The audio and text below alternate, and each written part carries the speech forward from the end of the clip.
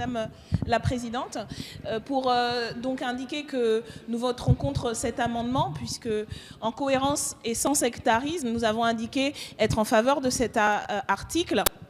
Et donc, nous l'adopterons en soumettant un certain nombre d'amendements pour l'améliorer, indiquant que cet article portant sur l'extension des droits des personnes bénéficiaires de la protection subsidiaire et des apatrides, ce type d'amendement présenté par nos collègues les Républicains font dès le départ et annoncent la couleur des amalgames qui sont entretenus, y compris dans l'exposé des motifs, entre les apatrides, les personnes qui sont bénéficiaires d'une protection subsidiaire et le terrorisme. C'est votre droit, elle est cohérente avec vos positionnements sur le sujet, mais souffrez qu'on s'y oppose, y compris pour des questions de principe et d'avoir une autre vision du droit d'asile et de vouloir le garantir et le renforcer.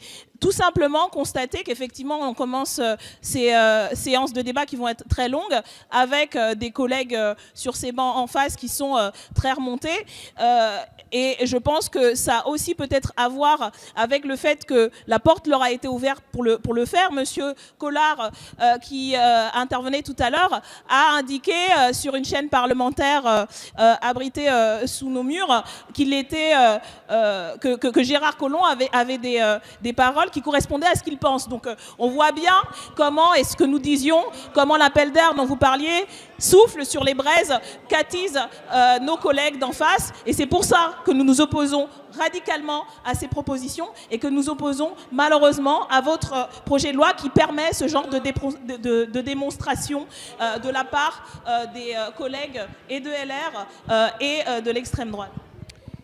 Présidente, donc je constate que Monsieur le Ministre finit par entendre nos arguments et je vais donc continuer à clarifier les choses puisqu'il n'y a pas de confusion de notre part, y compris par rapport à ce que disait Madame la rapporteure. Donc, on va clarifier ce soupçon dont vous ne faites pas preuve, c'est important de l'entendre, sur le fait que oui, ce sont des statuts différents, effectivement, avec des caractéristiques. On parle là bien, je le rappelle, ce n'est pas tout le monde, ce n'est pas la terre entière, ce sont 30 000 personnes qui bénéficient, c'est-à-dire dont les cas ont été effectivement étudiés, dont on a relevé qui correspondent à un certain nombre de critères, qui correspondent donc à des droits qui sont garantis, pas des obligations, des droits, encore une fois. Et donc, c'est très bien encadré pour le coup, et il ne s'agit pas d'ouvrir à tout vent et à tout va un système qui fonctionne, encore une fois, pour 30 000 personnes. Ce que l'on dit, y compris pour simplifier le processus administratif. Je crois que l'enjeu de simplification est très cher à cette majorité. Quand il s'agit de la nécessité de renouveler à plusieurs échéances des titres de séjour, quand il s'agit, y compris pour des cas différents, mais une fois qu'on a eu le statut, la protection est la même. Il s'agit bien de personnes qui ont en commun d'être vulnérables à différents motifs, mais d'être vulnérables et on leur a reconnu, encore une fois, cette vulnérabilité et ce besoin de protection. Donc, on parle là, et je le rappelle pour clarifier les choses, de 30 000 personnes qui bénéficient déjà de ce statut et dont nous voulons simplifier la vie, et pour ces personnes et pour l'administration, en harmonisant, et non pas en confondant les statuts, mais en harmonisant leur titre de séjour qu'ils ont déjà obtenu et en harmonisant du coup le texte de loi. J'espère que cette clarification vous convaincra d'adopter cet amendement. Donc, nous soutenons également cet amendement qui, comme le disait notre collègue Lecoq, illustre le type de débat effectivement que nous aurions pu avoir si nous avions eu un projet de loi qui se centrait sur la question du droit d'asile, effectivement le renforcer, le garantir, utiliser, y compris les marges de manœuvre que nous avons en termes de transposition de directives. On en a discuté sur d'autres textes, mais là, nous avons les moyens de rendre notre texte et notre droit en cohérence avec des directives qui, pour le coup, vont dans le bon sens au niveau européen. Et je trouve dommage, y compris dans l'argumentation de Madame la rapporteuse, de donner l'occasion, effectivement, avec cette évocation d'un soupçon. On soupçonnerait effectivement les personnes qui demanderaient à bénéficier de ce droit en fait, de tenter de frauder.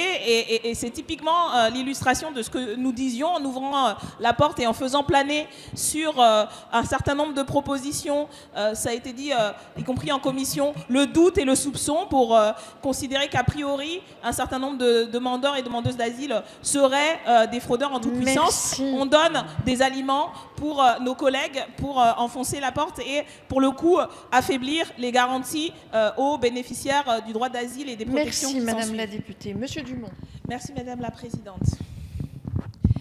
Alors, pour nous, l'ouverture de nouveaux droits bénéficiera toujours du soutien de notre groupe.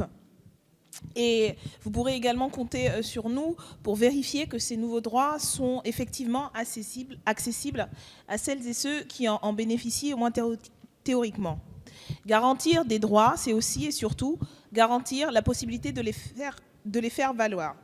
Nous voudrions pointer quelques-uns des éléments qui nous semblent amoindrir cette possibilité. En effet, ouvrir le droit à une carte de résident pour les membres de la famille d'une personne bénéficiant d'une protection internationale semble contradictoire avec le fait de conditionner l'accès à une résidence régulière. Cette condition de résidence régulière n'est-elle pas de nature à barrer l'accès à une carte de résident pour des personnes qui, par définition, ne jouissent pas d'une situation stable ?